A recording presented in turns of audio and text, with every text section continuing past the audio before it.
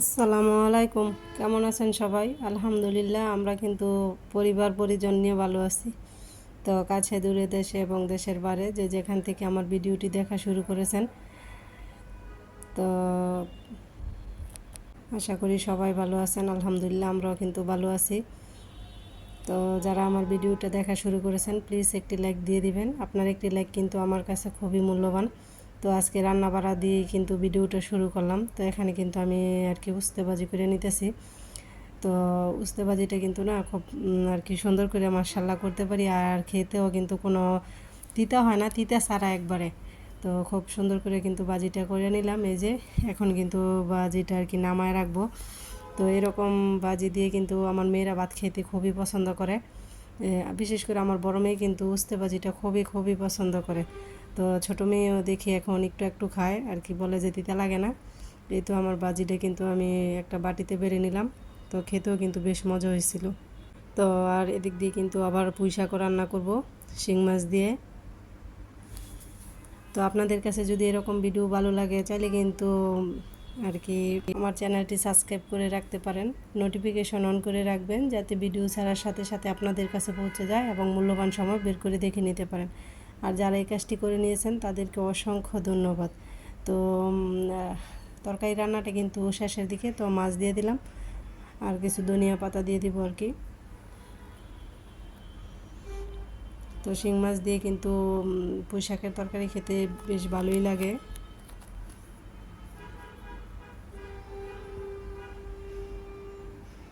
তো এটা কিন্তু আমি চিনি আর সাথে অল্প কয়েকটা গুঁড়ি দিয়ে আগে ক্ষীরাটা তৈরি করে নিব, তারপর কিন্তু গোলা করব। আর চিনি যদি আগে আমি আর কি না গলাইয়া নেই, ক্ষীরা না করে নেই, তাহলে কিন্তু চিনিয়ে ফানি ছাড়বো, ওই পিঠে কিন্তু সুন্দর হইতো না, ফানস হয়ে যাবো। সেই জন্য আগে চিনিটা একটু জাল করে নিতে হইব, পরে কিন্তু আর গোলার মধ্যে তেমন একটা পানির প্রয়োজন পড়ে না।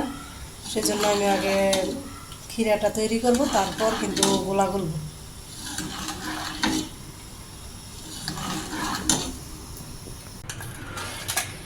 তো এই তো ক্ষীরাটা কিন্তু এখন ঠান্ডা হয়ে গেছে। এখন এই যে চাউল আর আটা দিয়ে কিন্তু মিক্স করে নিছি, এটার সাথে দিয়ে দিব।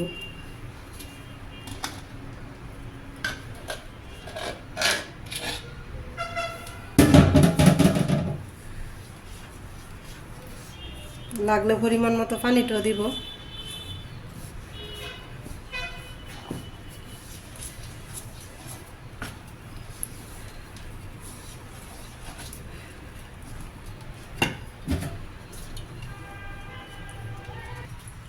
তো এই যে এই কয়টা আর কি আমাদের এলাকায় তো এটারে আর কি বলে, সব বলে, কিন্তু অন্য এলাকায় কি বলে জানি না। তো এখন এটা একটু আর কি বাজ্যে নিচ্ছি, দিয়ে দিব। এটা দিলে সুন্দর একটা গন্ধ আসে, তো এটা আমার কাছে ভালো লাগে।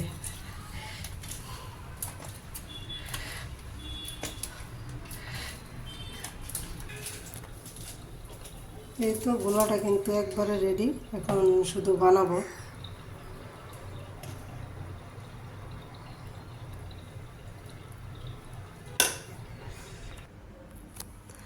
তো তেলের পিঠা বানাইতেছি, অনেক দিন হয়েছে, মনে হইতেছে যে তেলের পিঠা আর কি বানাই না। তো মাশাল্লাহ খুব সুন্দর সুন্দর পিঠেই কিন্তু হইতেছিল।